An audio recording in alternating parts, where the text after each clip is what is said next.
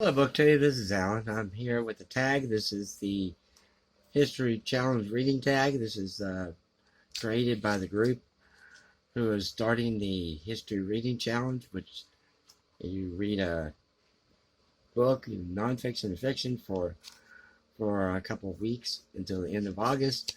And I saw this on the Ghost Readers channel, and I have a link down below for that.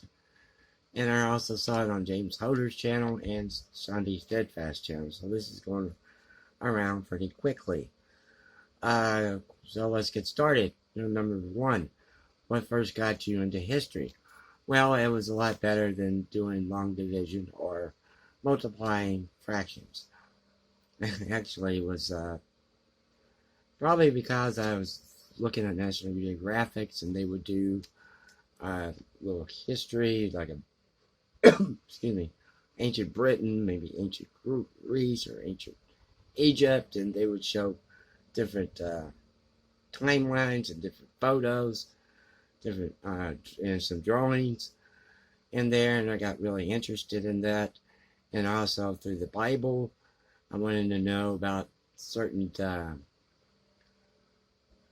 like the Ninevites and other tribes who came and attacked, like the Babylonians, because we always hear about the Hanging Gardens of Babylon, and it's one of the ancient seven wonders of the world, and learn more about them and about that culture and about their history and what happened to them, because you don't hear about them anymore. So you have the Assyrians, the Ninevites, the Babylonians, and the Palestinians. Excuse me, the Philistines, not the Palestinians. So that got me interested in history. Number two, what is your favorite history book author? Well, there's actually not. There's several favorite history books and several authors that I have. There is David McCombs. Was basically the first one I've read. I read his John Adams, his Truman, his Warnings on Horseback, 1776. I did not read one about the Wright brothers. Ron Chernow, who wrote a biography of John D. Rockefeller, and he also wrote a book on Alexander Hamilton before the musical came out. There's Robert Charnow, who wrote the biography of LBJ, Doris Kearns Goodwin. There have been history books written. Michael Grant, who wrote about ancient Greece, ancient Egypt, ancient Rome. He has several books out there. Let's see. So so there's a lot of authors that I like. Number three, what's your most anticipated book you have not read yet? And that would be several. I have several down here. Probably the Michael Grant ones, the one on the Romans, the one on the Greeks, which I need to learn more about. Probably this one, the campaigns of 1812. In Russia, Prussian author's account of the Russian imperial headquarters and Napoleonic Library. This one, The Life and Times of William Monroe Trotter, called Black Radical. This is by Gary Greenidge. Got one down here. This is Rimsky-Korsakov and Letters to His Family and Friends by Tatiana Rimsky-Korsakov. There are a couple of others on here that I need to read that I haven't got to yet. One on Peter the Great. The one on St. Petersburg. Culture and History by Solomon Wolkoff. So there's a lot of ones that I haven't read yet that I need to get to. Let me see. What's your favorite time period and why? What book do you need to read to learn about it? I actually don't have a favorite time period. I'm kind of right now, and because when I was younger, I had one of these little soldiers, the metal ones, not the plastic things, the metal ones, and also the ones maybe painted or not painted. I was going to go ahead and paint them, and they're from the Napoleonic Army, and I wanted some of those and never got them, and so that made me get into the Napoleonic Wars. So yeah, and what is your number? What number am I on? Oh well, I'll just go ahead. What time period would you like to learn more about? Well, I bought this at a thrift store, and I believe it's pre-Columbian. Either Columbian or pre-Columbian. Might be Aztec. And so, that one, pre-Columbian, and also South America, that I'd like to know more about, the Aztecs, the Mayans, those group of people, not far from where I live. And also there's other time periods, maybe China, which I've read Hudson Taylor's book about China, a 2-volume set, which I no longer have. And he went missionary into China and made his group called China Inland Missions, did evangelism work, and he actually incorporated the dress and the queue. So what happened in there in China, India also, before the British came in. And yeah, I'd like to learn more about that in those time periods. And I don't know anything about England. I know nothing about England, nothing about Ireland. So yeah, the Tudor period, the Victorian period, because we have Victober coming up, and when they had Victober last year, I was wondering what's a Victober? What's Victorian? And so I didn't know anything about the Victorian era. And so I'd like to learn more about that. And I took church history at seminary, and I knew different people like John Knox and David Brainerd, who was a missionary to the Native Americans, because political correctness changed it to American Indians to Native Americans. And changing a lot of words. You gotta be careful.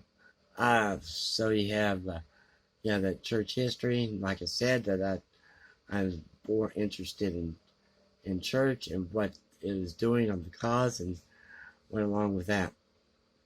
Let's go on with what book do you want to read or have read about? Well, that kind of goes along with the anticipated history book, doesn't it? I might have wrote that down wrong, but I think that's what it says. Let's move on. What's your favorite person in history, and what book do you want to read or have read about? I bought a book called From Jerusalem to Erinjara. It's basically a short snippets of biographies of different people throughout history. And these were missionaries, like Adrian Judson was a missionary to India. His wife died, and he actually dug a grave and laid in it because he was so depressed. And then you had the ones, Jim Elliot, who went down to South America, and him and a group of people were killed by the Alca Indians. And then later on, his wife and the wives of the late saint wife went down and witnessed to the Alca Indians. And then 2 years ago, I saw an article in the paper, actually the New York Times, of forgotten people or forgotten languages, series of articles they were running, and it showed a gentleman, a picture of a gentleman listening to an LP of the gospel being presented in his language, and he was an Alca Indian. And there was a gentleman who was the commander of a POW camp. This guy was Japanese. The POW camp was British. And after the war, he flew to England and attended to attend the funeral of the commanding officer of the British who were in the POW camp. And this gentleman was found out that the gentleman that was the commander of the POW camp was a Christian. There's another one I read about the gentleman who was who led the attack on Pearl Harbor, and he became a Christian and and he gave this story that he went to a POW camp, saw somebody there. No, excuse me. The person that had left the POW camp went to Japan, and he said that someone came, this girl, teenage girl, came to the camp and gave him water, talked to him, and conversation with them. And well, that wasn't unusual. But what's so unusual about it is her father died at the hands of the Japanese. And she said that was because of the love of Christ that compelled her to reach out to this guy for forgiveness. Well, not forgiveness, because of her heart. Her heart needed to be changed of all bitterness. Bitter towards someone who took her father's life. And that's how you get rid of racism. Right there. Very simple. Change your heart. Transform it. And that's what happened. She changed her heart. She transformed it. And so she didn't have any bitterness or racism against the Japanese people. There's David Livingstone, of course, who's had his heart taken out of his body when he died and buried in Africa. I mentioned David Brainerd, of course, is Class A-word, who was a missionary to China, and Ingrid Bergman played her in a movie called The End of the Seventh Happiness. There's a lot of these people are kind of behind the scenes, and you really don't see them, like Charlemagne or Napoleon, or and they should be getting, and there are just little snippets of books written about them, but or maybe a passage written about them or something, but you really don't know who they are, because it's like you know the greats of history, but you don't know the people who kind of work behind the scenes, so to speak. Let's move on. Want in need of, what history would you like to see either fiction or nonfiction books about? I'd like to see more about the Muslim slave trade, because no one knows about it. It has been going on for 14 centuries or more, and fact, the last country to abolish slavery was a Muslim country, and it was like around 2006, 2002, something like that. So you don't hear about that as much as you do the one in America, where everybody picks on. And you also hardly hear about the Portuguese who were involved in the slave trade and sent 4 million slaves to Brazil and parts of South America, and also the islands, Cuba. So you rarely hear about these time periods in history. And it's a shame that happened like that, but it does. And also, you don't hear much about, my mind just lost blank for a moment. Well, Scandinavian history. You don't hear much about that because there's a gentleman. And if you're looking on your phone or on your computer device, they'll have that Bluetooth up there, the little symbol for Bluetooth.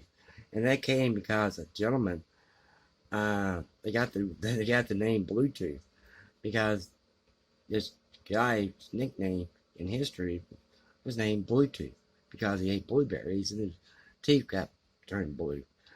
And he united Denmark with Norway. He united the two countries. I guess they were at war or something. They united them. So this is another little piece of history. Almost there, almost to the end.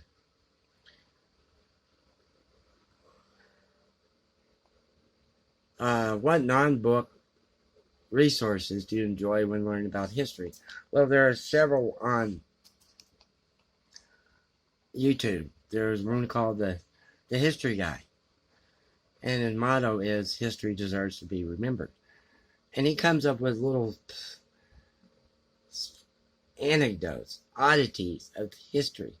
There was one he published called the Boston Molasses Massacre of 1929. And this one occurred, maybe 1919, I'm not sure. And what had happened was a tank filled with 2 million gallons of molasses bursted open. And you had all that molasses going down the street 30 miles an hour with 25 at a height of 25 feet. And then he had one the other day that I watched. It was about the grasshopper swarm that occurred in Kansas in 1886, around the 1880s. And he said that one girl had a dress on with a green stripe. The grasshoppers just came and ate the green stripe. They just ate it. And they were eating everything. Nothing was left. So, yeah, that one. And there's another guy named Tick who I got this, recommended this book from.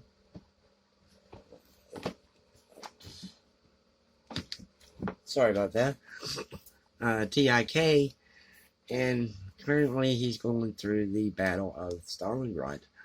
And not only Stalingrad, he backs up to where the German forces, which were made of Italian and Romanian and German troops, were marching towards St. Petersburg.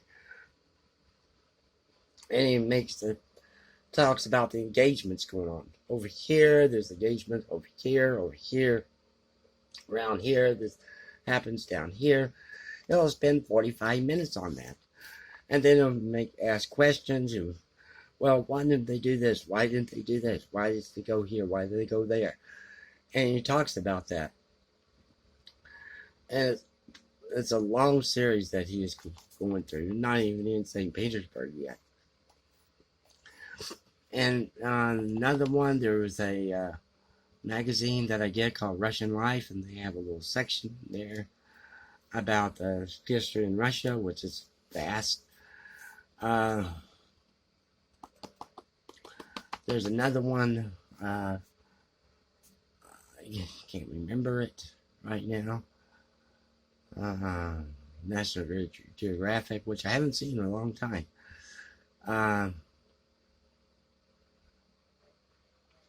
So yeah, you can find magazines on ancient history and magazines on the Civil War and magazines on everything else under the sun if you wanted to. About history, Celtic history, which I know nothing about. And number favorite history quote. This is from St. Anthony. A time is coming when man will go mad. And when they see someone who is not mad, they will attack him, saying, "You're mad. You're not like us." And the last one is to tag a booktuber. I was going to tag Shandy Steadfast, but I already did this one. I was going to tag Peg of the History Shell. She's already been tagged. I was going to tag James Holder, but he's already been tagged. He's already did this. He's tagged Steve Donahue. Apparently, so basically, if you want to do this History Reading Challenge tag, feel free. And take care, BookTube.